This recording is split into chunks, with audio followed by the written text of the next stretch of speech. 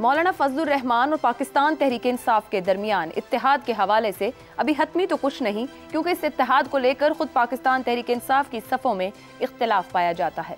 ताहम इस हवाले से ना सिर्फ बैकडोर डिप्लोमेसी की बातें की जा रही हैं, बल्कि कुछ वाज़े इशारे भी इस सिमत इशारा कर रहे हैं। मौलाना फजलुर रहमान ने ज़िमनी इंतखाबात का बाइकॉट कर रखा था, मगर केपी की 2 नशस्तें खास तौर पर ऐसी थी।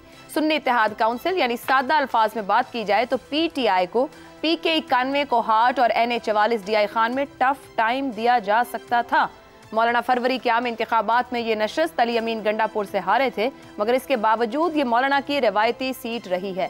यहाँ मौलाना अपनी जमात के जरिए अली अमीन गंडापुर के भाई फैसल गंडापुर का भरपूर मुकाबला कर सकते थे, जबकि कोहाट की सीट तो जमीयत उलमा इस्लाम 2013 और 18 में भी जीतती रही, जब पूरे सूबे में PTI की कामयाबी को लहर से ताबीर किया जा रहा था।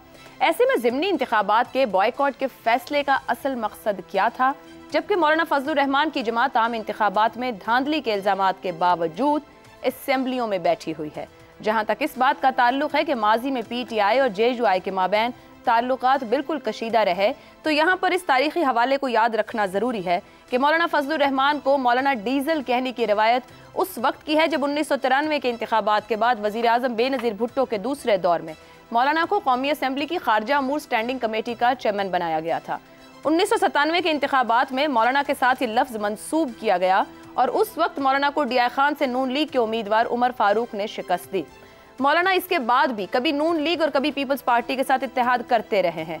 ये हकीकत सिर्फ मौलाना तक ही महदूद नहीं, खुद नून लीग और पीपल्स पार्टी के रहनुमा 88 से लेकर 99 तक एक दूसरे पर जिस तरह के बड़े बड़े इल्जामात लगाते रहे, वो पाकिस्तान की सियासी तारीख के तालिब इल्मों को आज भी अच्छी तरह याद है।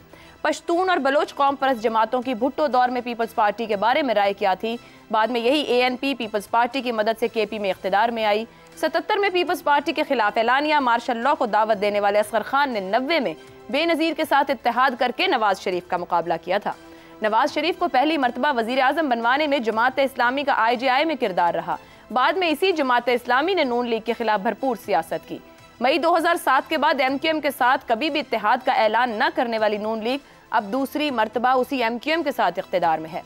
इन मिसालों का मकसद ये है कि मुस्तकबिल करीब में बेशक JUI और PTI का इत्तेहाद हो ना हो, मगर क्या ये उज़र दुरुस्त होगा कि माजी के कशीदा ताल्लुकात के बायस इन 2 जमातों का इत्तेहाद नहीं हो सकता है। इसी मामले पर गुफ्तगू करेंगे कि आया मुस्तकबिल में ये इत्तेहाद मुमकिन है या फिर कुछ वजूहात की बिना पर जिस तरीके से एक दूसरे के बारे में गुफ्तगू की जाती रही ये मुमकिन नहीं रहेगा। पैनल में हमारे साथ हैं हसन निसार, शहजाद चौधरी, अबसार आलम और इफ्तिखार अहमद। प्रोग्राम का सवाल आप सबके लिए। मारूजी हालात का जबर लातादाद नज़ीरें, माजी के बदतरीन सियासी हलीफ बन गए। क्या मारूज PTI और JUI को भी हलीफ बना देगा? हसन निसार साहब, जो हमारे ज़मीनी हक़ाइक़ हैं, क्या पाकिस्तान तहरीक इंसाफ और जमीयत उलमा इस्लाम आने वाले वक्त में एक दूसरे के साथ जद्दोजहद करते नजर आएंगे? पहली बात तो ये है कि मैं पहली बार आपको करेक्ट करने की जिसारत की इजाज़त चाहता हूँ। इजाज़त है? जी जी कहिए। बिल्कुल। अच्छा, ये मौलाना डीजल को पहली बार मौलाना डीजल की इस्तिलाह इनके लिए हमारे एक सीनियर इंतहाई ब्रिलियंट कॉलमिस्ट नज़ीर नाजी मरहूम ने शरारतन इस्तेमाल की थी और नवाए वक्त में उस वक्त वो लिखा करते थे। बाद में वो एक और इदारे में गए, बाद में हम दोनों फिर एक और इदारे में चले गए। सो इसकी तस्सीह कर लें, और ये पॉपुलर हो गई। ही वॉज एन एक्सीलेंट, मतलब सफ़े अव्वल के वो सरदार किस्म के, मतलब ये जिस नाम का भरपूर इस्तेमाल किया इमरान खान साहब ने, ये नाजी साहब का दिया हुआ तोहफा था मौलाना को। जी, नाजी साहब का, बाकियों ने भी अगर किया है तो वहां से लेके किया, लेकिन हमारे यहाँ चूंकि ज़र्फ की कमी है हम बताते नहीं हैं। सही। ख़ास तौर पे हमारे अपने पेशे में ना ये थोड़ा ज़र्फ कम है। अच्छा, अब आ गया आपका सवाल। तो भाई, अगर पीपल्स पार्टी और नून लीग को नज़रिया ज़रूरत बेनज़ीर भुट्टो मरहूमा और माओ जैसी नुसरत भुट्टो के लिए ये जो ज़बान इस्तेमाल करते रहे लाहौर में, मेरे में हिम्मत नहीं है खुदा की कसम। अच्छा, एक बात तो अगर इन दोनों को समझ आ सकती है, नजरिया ज़रूरत इन्वर्टेड कॉमर्स की समझ आ सकती है, और खून की लकीर अबूर करके हाथ में ला सकते हैं। अब खून की लकीर की तरफ मैं बाद में आता हूँ। नून लीग नवाज शरीफ के अब्बाजी को बदतमीजी से धक्के दे देकर डाले में डाल के ले जाना नून लीग भूल गई। अच्छा, जरदारी साहब जबान कटवाना भूल गए। तो भाई पीटीआई में और जेयूआई में तो मौलाना डीजल, ये तो एक शरारती जुमला था। नाजी साहब बड़े विटी, बहुत पढ़े लिखे आदमी, हालांकि फॉर्मल एजुकेशन उनकी ना होने के बराबर थी, तो उन जैसा कॉलम निगार तो शायद अब भी नहीं है। तो इनके दरमियान कौन सी ऐसी बात है? छेड़छाड़ एक ना बस इक़्तिदार का चक्कर था। तो वैसे एक ज़माने में इससे पहले भी इनके दरमियान बड़ा अच्छा ताल्लुक रहा है मौलाना फजलुर रहमान के, तो कुछ भी नहीं। मगर हसन साहब हालिया 15-20 साल के अंदर तो हम जब देखें बहुत तनकीद और तंज करते दोनों जानिब से। मौलाना साहब भी बहुत कहते रहे इमरान खान को, और अब ये हालिया मुफाहिमत से वो दिल बर्दाश्ता भी हैं जो पीडीएम की सूरत में उन पे बीती है। मेरी गुजारिश सुन लें, जितनी गलीज जबान दो बीबियों के बारे में ये दो भाई इस्तेमाल करते रहे, और फिर इनकी शय पे शेख रशीद असेंबली में, अब मैं वो भी दोहराते हुए मैं शर्मा रहा हूं। तो अगर इतना कुछ भूला जा सकता है, ठीक, तो ये तो कुछ भी नहीं, there is nothing between Fazlur Rahman, Maulana Fazlur Rahman और मौलाना इमरान खान। अच्छा, ये भी सही हो गया, ठीक है जी, दुरुस्त हो गया। तो ये हलीफ बन सकते हैं, मुमकिन है ये बिल्कुल। इफ्तिखार साहब डीआई जी, ठीक, इफ्तिखार साहब डीआई खान और कोहाट के जो दो ज़िमनी इंतखाब हैं, ये अब सुन्नी इत्तेहाद काउंसिल के प्लेटफॉर्म से दोनों लड़े गए हैं, और जो उनके पास नशस्तें गई कौमी असम्बली और एक सूबाई असम्बली की, इन हलकों की इंतखाबी हरकियात देखी जाएँ तो यहाँ जमीयत उलमा इस्लाम अगर बाइकआउट ना करती तो एक टफ कंपटीशन हो सकता था, मगर खुला स्पेस मिला है जेयूआई के बाइकआउट की वजह से। क्या ये सियासी फैसला ही था जेयूआई का बाइकआउट का ज़मनी इंतखाब का? असेंबलियों में वो बैठे हैं। बिल्कुल, फैसले ऐसे होते हैं अपने अपने मफादात के ताबे। बाइकआउट कैसे मफाद में होगा? गवर्नर कौन है खैबर पख्तूनख्वा में? आप जानते हैं। हाँ, तो ठीक है, फिर हमें सब बात को देखना।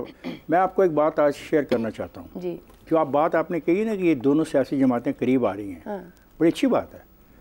पाकिस्तान के अंदर जो खिंचाव है ये कम होना चाहिए सियासी पार्टियों के दरमियान।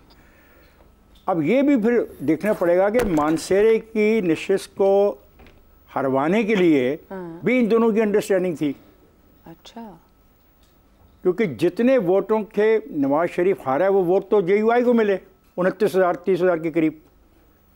तो लोग तो ये कहते हैं कि उस वक्त भी ये इन दोनों के दरमियान तय था। तो अभी तो एक और बात करें, क्या इस इलेक्शन मतलब 8 फरवरी के इलेक्शन से पहले ही जेयूआई खफा थी मुस्लिम लीग नून से? मुझे नहीं पता खफा थी या नताइज के बाद नहीं, मैं खफा नहीं, कोई ये गलत बात है। हम ऐसे बातें करते हैं ना, हमें पता होता है ना हम जो आप लफ्ज़ क्या इस्तेमाल करती हो, हरकियात क्या होती है? एक लफ्ज़ इंतखाबी हरकियात, ग्राउंड पे जो भी इलेक्टोरली हो रहा है। देखिए, मुझे तो जब वो इलेक्शन हारा मियां नवाज शरीफ मानसेरे का, तो मैंने जब देखा अगर उसके जेयूआई का कैंडिडेट वहाँ पे ना होता तो नवाज शरीफ वहाँ से इलेक्शन नहीं हार सकता था, बिल्कुल नहीं, और फ़ायदा कोई नहीं हुआ जेयूआई को।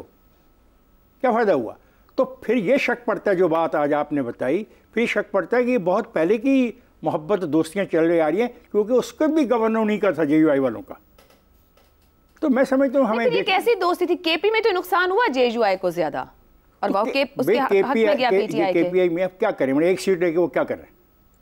देखें, केपीआई में नुकसान इसलिए हुआ कि सियासी तौर पर मुकाबला तो किया जाता है, आप तो इलेक्शन से पीछे लगे, एक नई थ्योरी दे दी आपने। नई थ्योरी नहीं मैंने दी, आपने एक बात कही जिसने मुझे मजबूर किया कि मैं एक और हकीकत भी आज सामने ले आऊँ कि अगर नवाज शरीफ की शिकस्त वहाँ पे स्टडी की जाए कि नवाज शरीफ को कितना वोट मिला, उनके मुखालिफ पीटीआई वाले को कितना वोट मिला, और जेयूआई के कैंडिडेट को कितना वोट मिला, तो फिर हम जो लोग हैं तजियात करते वक्त जो फैक्ट्स एंड फिगर्स हैं, डाटा उसका सारा लेते हैं। तो आपने तो आज मेरे लिए आसानी पैदा कर दी। और बाकी मैं एक बात बताऊं, बिल्कुल सही कहता है दोस्त मेरा, कोई असूल नहीं है, प्रिंसिपल पॉलिटिक्स कोई भी नहीं कर रहा। और ये जो आपने टॉपिक मेरे सामने रख दिया, इस टॉपिक पे हम 1 घंटा भी बात कर ले तो इससे आवाम को क्या फ़ायदा है? हम कौन सी अच्छाई की तरबियत दे रहे हैं आवाम को? कुछ नहीं है, ये इनके अपने मसाइल हैं।